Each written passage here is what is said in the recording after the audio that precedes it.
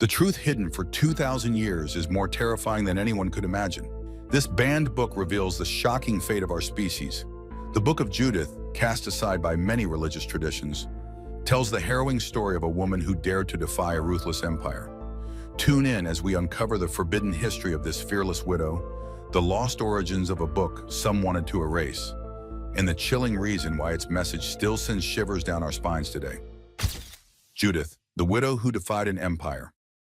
Judith was a widow, but not just any widow. She was smart, fearless, and beautiful. Her home, the city of Bethulia, was under siege. The enemy, a ruthless general named Horrifying, who served the mighty king Nebuchadnezzar. With no way out and her people losing hope, Judith decided to take matters into her own hands. She put on her finest clothes, stepped into the enemy camp, and charmed her way into Horrifying's trust. Days passed, and one night, when he was deep in a drunken sleep, she took his sword and did the unthinkable. She cut off his head. Then she slipped back to her people, holding up the severed head as proof that their enemy was no more. The sight of their fallen leader sent the enemy troops into panic, and Bethulia was saved. But as the cheers faded, a whisper cut through the silence, calling her name. The Book of Judith is an odd one when it comes to religious texts. Some branches of Christianity include it, while others toss it aside. The Jewish tradition never accepted it into their holy books, and many scholars question whether the events ever really happened. The language of the book has puzzled researchers too. Was it originally written in Hebrew, Aramaic, Greek? The oldest copy found is in Greek, but many believe it was first written in a Semitic language. Even St. Jerome, the guy who translated much of the Bible into Latin, struggled with the book, leaving out sections he couldn't decipher from his Aramaic manuscript. That version lost to history. So if this book wasn't widely accepted, why do people still talk about it? Because Judith's story is unlike most biblical tales. She isn't just a side character or someone waiting to be rescued. She's the one who steps up and saves the day. That's a big deal, especially considering how rare it was for women to take center stage in ancient texts. Even Martin Luther, the leader of the Protestant Reformation, didn't fully embrace the book, but still found it worthy enough to be included in the Apocrypha, a collection of writings with value, but not enough to shape doctrine. Now let's talk about the structure of this book. It's split into two halves. The first part is all about the threat, King Nebuchadnezzar's rise, his general Horrifying, and their campaign of terror that eventually reaches Bethulia. The second half?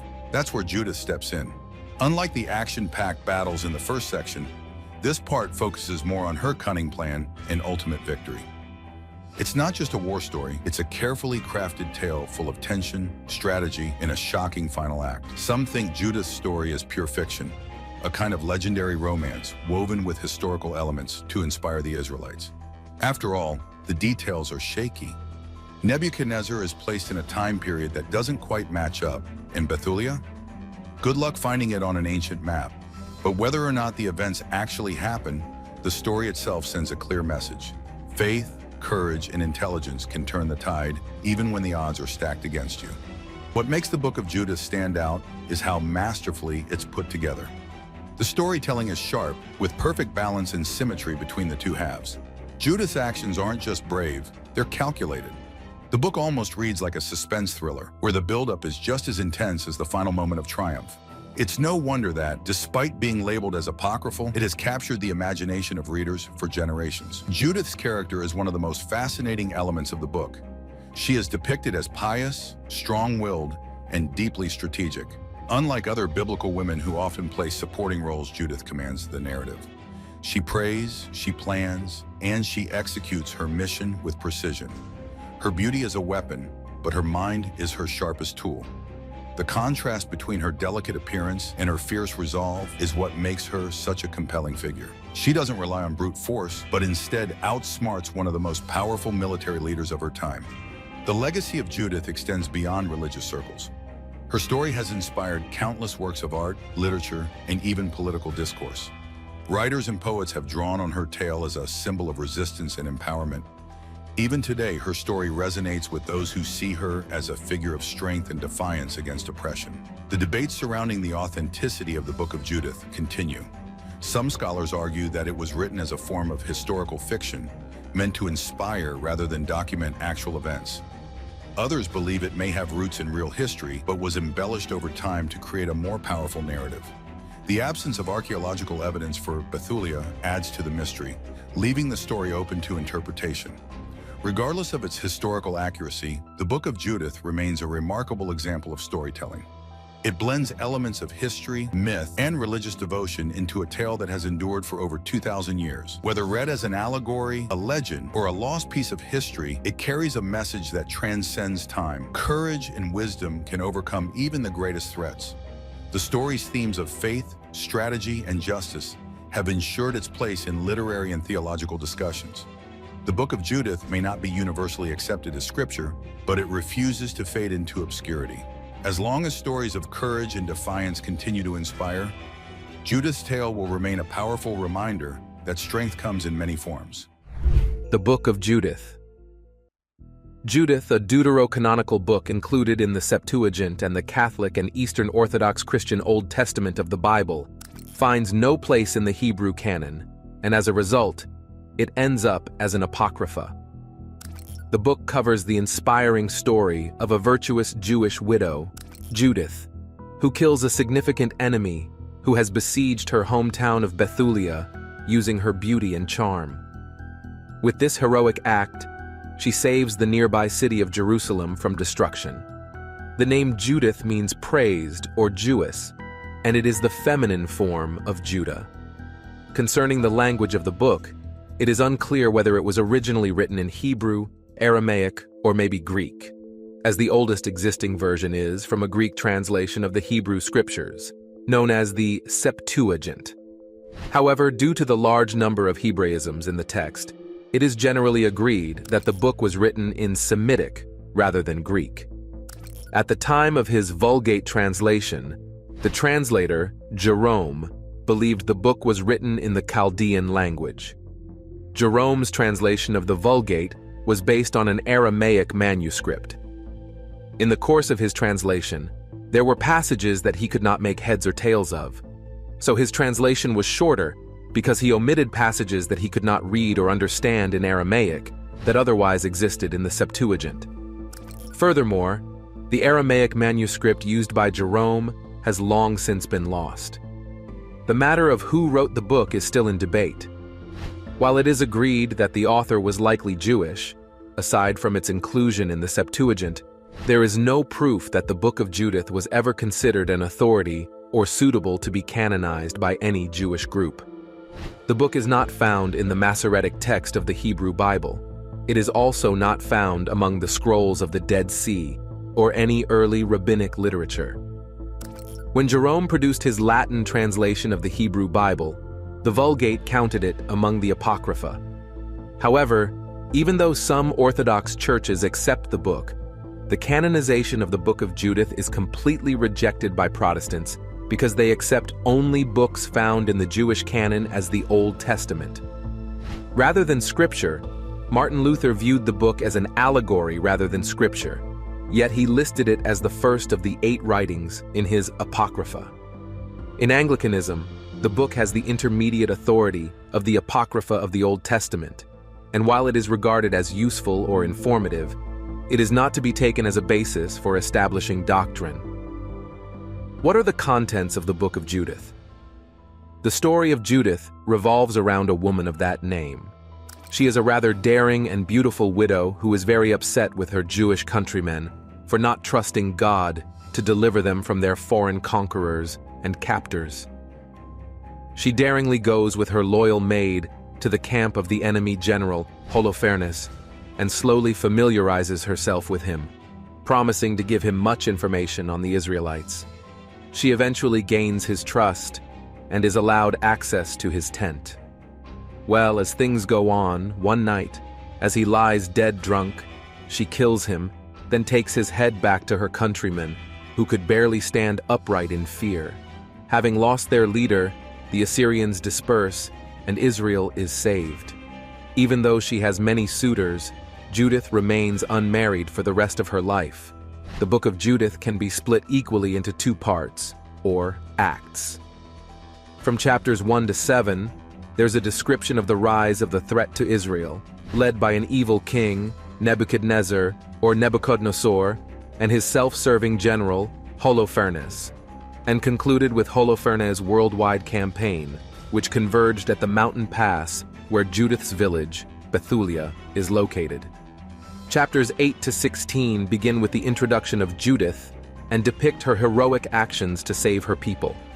Contrary to the first part, which merely describes themes about military developments, alternating battles with reflections and rousing action with rest. The second half is devoted mainly to Judith's strength of character and the beheading scene. Quite a lot see the apocryphal Book of Judith of People as an imaginative, highly fictionalized romance portraying an Assyrian invasion of Israel led by an Assyrian general, Holofernes. The death of Holofernes at the hands of Judith gives the Israelites faith, and they rout the Assyrian forces, securing victory for Israel. Some people see the book as being both entertaining and informative. From a literary perspective, the book is an artistic masterpiece, constructed in two parts, each internally ordered by a threefold chiastic pattern. Numerous correspondences between the two halves of the story provide elegant compositional symmetries. The Book of Judith contains a story of balance and counterbalance that makes the point that God's people have all they need to survive if they rely wholeheartedly on the covenant. General insights to inside the chapters. Judith, the main character from whom the book gets its name, is not mentioned in the story's first half. In the opening chapters, God's divine sovereignty over Israel comes into direct conflict with the political sovereignty of Nebuchadnezzar over all the nations of the Western world. The Assyrian armies of Nebuchadnezzar's commander-in-chief, Holofernes, led a massive force in a punitive campaign against the western part of his vassal nations, including Israel, which refused to send auxiliary forces against the Medes. But the people of Israel decided to stand up, not just for themselves. They stood up to block his advancement against all the nations of the West at their little town of Bethulia, which is strategically positioned on his route of access to Jerusalem. Achior the Ammonite warned repeatedly that the Jews cannot be conquered unless they sin against their God. Despite that, Holofernes lays siege to Bethulia, ruthlessly cutting off its water supply. After 34 days, the exhausted Bethulians taught their limits and were more than ready to surrender, even though it would mean they would have to worship Nebuchadnezzar. It seems as though God has forsaken them, but Uzziah, their town magistrate, urges a compromise and asks them to give God an additional 5 days to deliver them, temporarily postponing what seems to be the inevitable apostasy, slavery, and destruction of the Jerusalem sanctuary and the entire city. Part 2 of the book is where Judith, a pious widow in Bethulia, enters dramatically. She does not agree with Uzziah and comes forward to challenge the 5-day compromise that has imposed conditions on God's sovereignty. Judith is a rather stubborn character. Once she takes the stage, she surrenders it to no other character, not even the chief magistrate. She keeps making an impact, figuring out every scene until the end of the book.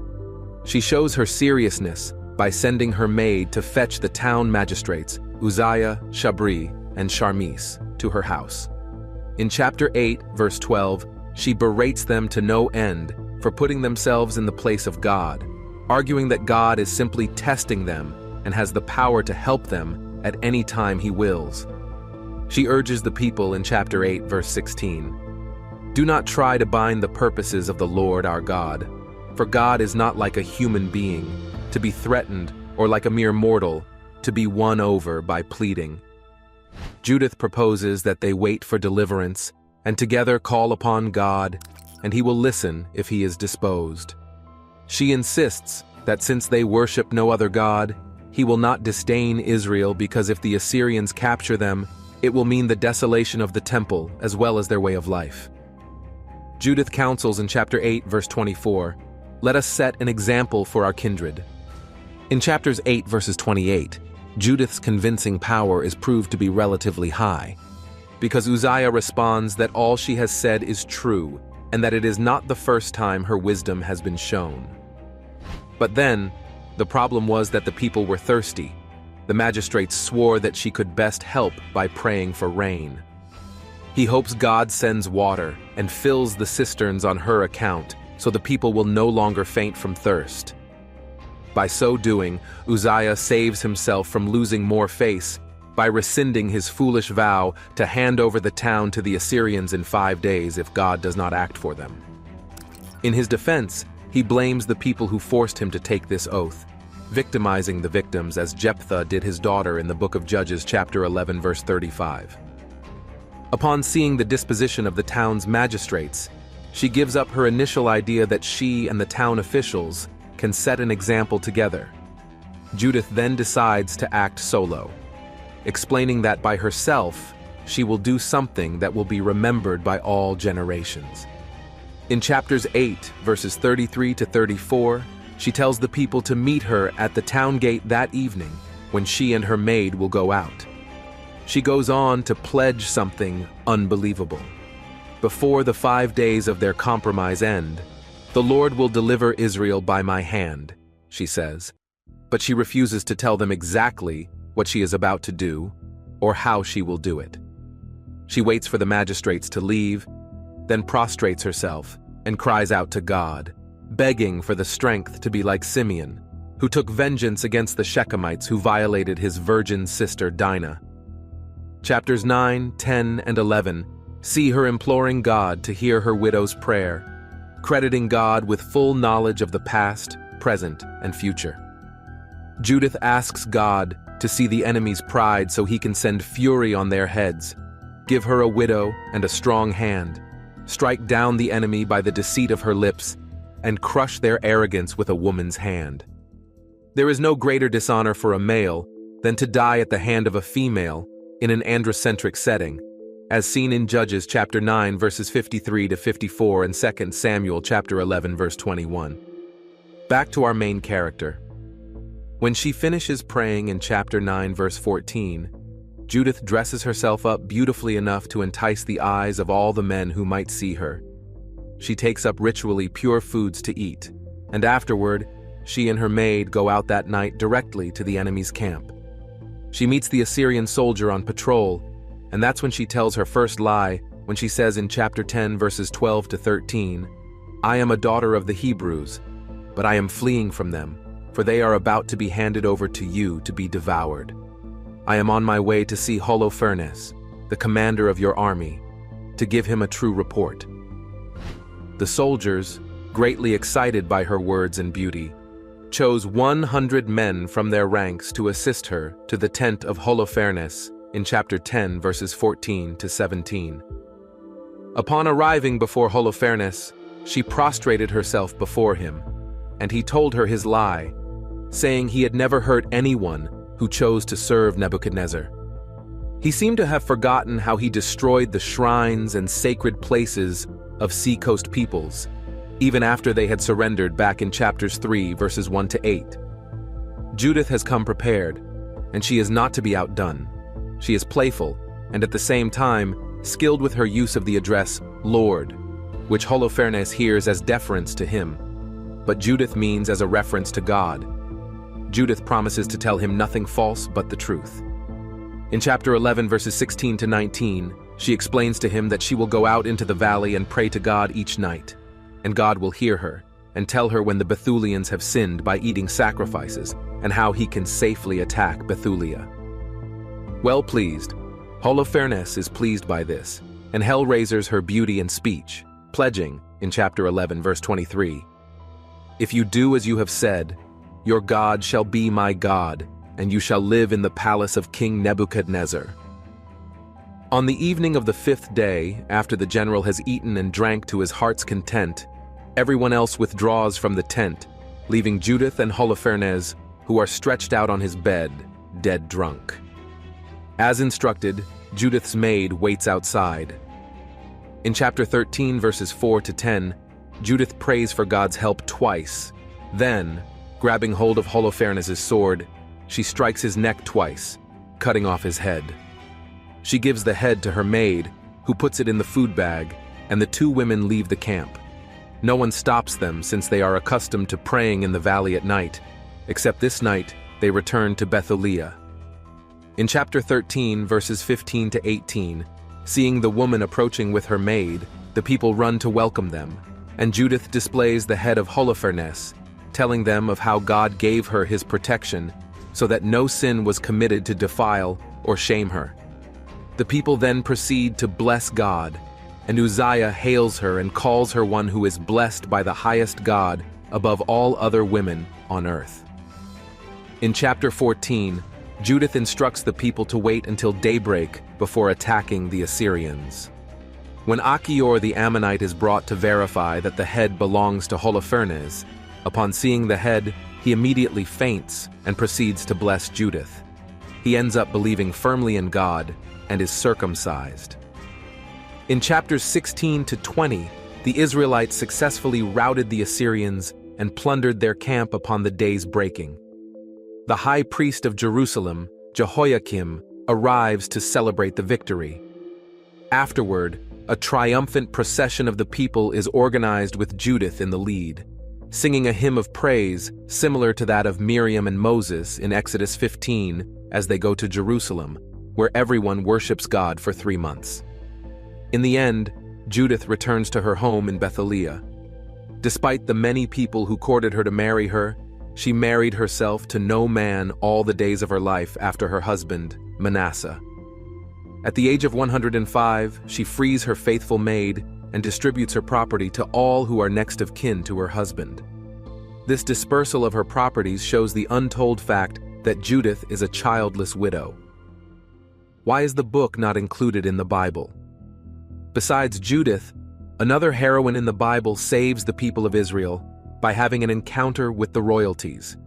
She is known as Esther and also has a book to her name. Both Esther and Judith were heralded as heroines, and though their courageous deeds were accomplished in very different ways, their stories were similar. The question is, why did Esther make it to the Bible and Judith didn't? Interestingly, even Esther almost didn't make it into the canon. The Book of Esther stands out in the entire Bible because it is the only book that makes absolutely no reference to God. God is not mentioned even once in that book. And so, when it came to accepting the book, the rabbis were divided. But in the end, popularity prevailed, and it was later accepted.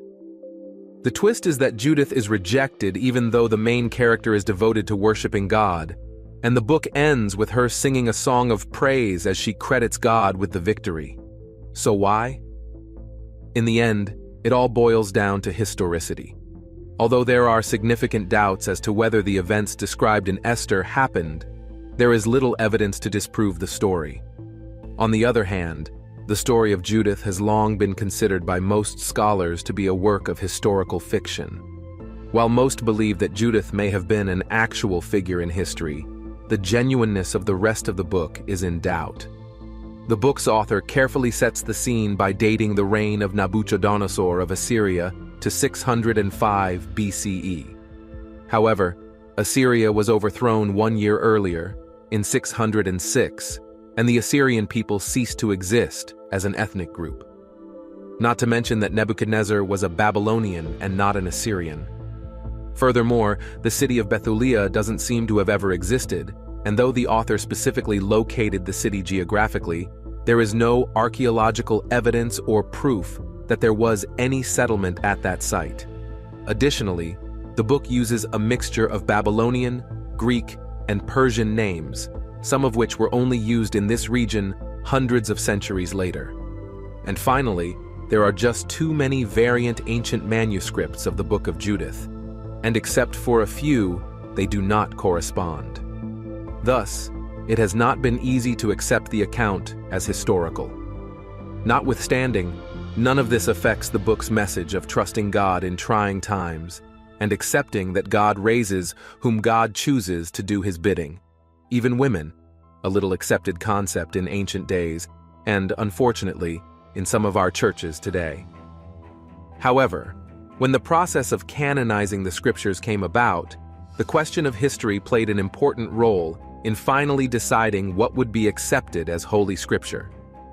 Apparently, because Judith's book had so many discrepancies, it didn't cut. However, the book was so popular that it was given special status and placed within the Apocrypha. Controversies about the book. If religious texts are highly controversial, The Book of Judith certainly secures a spot in that category. Many things in the book do not agree with ancient and contemporary Christian beliefs and have caused people to criticize the book. One of the greatest controversies surrounding the book is Judith's lies.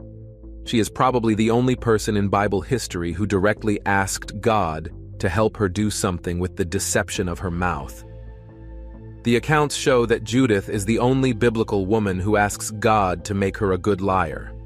This is seen clearly in Judith chapter 9, verse 10, and also in chapter 9, verse 13, where she petitions God to give her deceitful words that will be effective against those who have planned cruelties against the Jerusalem temple and their homeland, Bethulia, and, by extension, Israel. Even though it is obvious that she planned to take out the enemy, it doesn't change the fact that she did that through a blatant lie. But that's not all. The real controversy surrounding the book is the seductive nature of the chief protagonist, Judith. Now, while some may argue that it was only a one-time thing, the fact is that her actions stood on opposite grounds with the laws of God. Additionally, some people think that she even used the name of God in a lie, or, better put, she attributed a lie to God. This is seen in chapters 11, 16, and 19. She explains to Holofernes that she would go out at night and pray to God so he could reveal to her when the Israelites sin. Judith didn't do this. She used the last night as her chance to escape rather than pray. Another controversy that negatively influenced the acceptance of the book into the Jewish canon is that the book is viewed as a highly imaginative and fictionalized work of art. If there were a pass mark for a book to feature as an excellent work of art, the Book of Judith would pass with distinction. But when it comes to the Bible, it is far below standard, as the books of the Bible record actual events rather than imagined ones. How does it contradict the Bible? It is no surprise that the book didn't make it to the modern-day Bible, and from the contents of the book, the reason is not far-fetched. It results from a series of contradictions with the Bible, from made-up names and places to completely bizarre references. The issues start right at the beginning of the book, in the very first verse of the very first chapter, which reads, "It was the 12th year of the rule of Nebuchadnezzar, who ruled the Assyrians in the great city of Nineveh. In those days, Arphaxad ruled the Medes in Ecbatana." From the opening of the Book of Judith, readers and critics can already see a huge problem, a significant contradiction with other accounts in the Bible. First of all, Nebuchadnezzar was never an Assyrian, according to the Bible, and he never ruled over that land. There was no connection between the two. The Bible tells us that Nebuchadnezzar was the sovereign king of the Babylonians and a world ruler at that time. Again, the Book of Judith says that the city of Nineveh is the home of Nebuchadnezzar. This is just as controversial and contradictory as the person of Nebuchadnezzar himself. It is agreed that Nineveh was the capital of Assyria. However, it was the home of the Assyrian emperor, Sennacherib, and not Nebuchadnezzar, whose empire wasn't even in existence then. Does anyone currently use the Book of Judith? The book indeed faces wide rejection among Protestants who refuse to accept it as part of the Bible, but the rejection of the book is not unanimous. It was accepted as part of the scriptures by the councils of Rome, Hippo, Carthage, and Florence, and eventually defined and pronounced as canonical by the Roman Catholic Church in 1546 in the Council of Trent. Also, in 1672, it was confirmed in Jerusalem that the Eastern Orthodox Church had accepted Judith as inspired scripture, so the book is part of the canon of the Catholic Church. Judith is the patron saint of Catholics in Prussia and Germany. The Book of Judith and the main character with that name are considered very important in Roman Catholicism. As to how important they consider it, Judith is one of the strongest women in the Old Testament, and she proves herself to be a woman of trust, a great example for Christians today. The Book of Judith describes a tumultuous time in Israel's history. After decades in captivity, the remnants of Jews are allowed to return to their homeland, but they are not free in the real sense of the word. they are still subject to Persia and her tyrants. The Jewish rulers of the city are waffling between duty to their God and fear of foreign oppression and destruction. She scolds her people in chapter 8, verse 12. Who are you that have put God to the test this day? In her great wisdom, Judith recognizes that faith in God is unconditional. She reminds the rulers of the city that if God does not choose to help them within 5 days, He has the power to protect them at any time He pleases, or even to destroy them in the presence of their enemies. Placing all her trust in God, Judith takes matters into her own hands. Another example of her great strength is a widowed woman with intellectual acuity who sternly lectures the city's rulers without fear of reproach. The Catholic Church also sees Judith as one who sets an example of prayer, courage, and determination, where she prays fervently to God, leaves the city, allows herself to be captured, uses her beauty to win the favor of the enemy, and convinces the enemy general that gowns can help him and finds a way to be alone with him. She did all this while still maintaining her purity and faith. What do you think about this great book and the main character, Judith? Let us know in the comments. Thank you for watching. Remember to like and subscribe to see more videos.